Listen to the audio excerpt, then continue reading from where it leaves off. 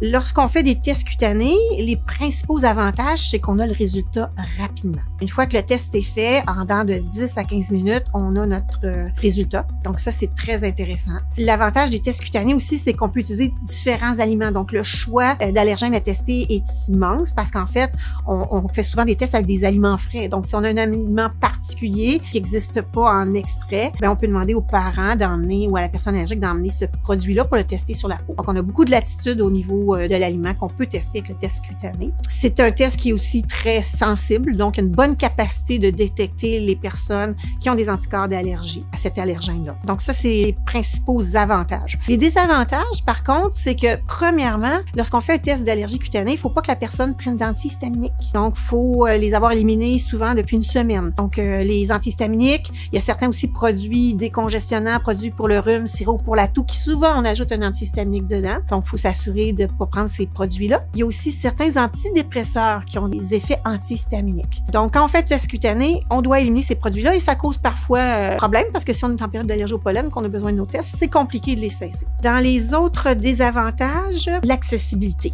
Parce que pour faire un test cutané, ça prend un médecin, un allergologue qui va faire les tests. Et ça, malheureusement, dans la situation actuelle, c'est pas toujours facile d'avoir rendez-vous avec un spécialiste. Donc ça, c'est un autre point. Également, quand on fait un test cutané, c'est un test où on fait une petite scarification sur la peau. Donc oui, il y a un peu d'inconfort. Ça prend quelqu'un, surtout pour les enfants, pour tenir le bras, pour éviter que pendant le test, si on met un aliment sur le bras, l'enfant ait liché son bras et que finalement le test se transforme en test de provocation alimentaire. Donc ça, c'est les principaux désavantages. L'autre chose importante à garder en tête au niveau du coût, même si c'est long d'avoir un rendez-vous avec son allergologue, le test qui est réalisé est quand même peu coûteux, ce qui est quand même d'un intérêt qui n'est pas négligeable si on regarde sur une base populationnelle.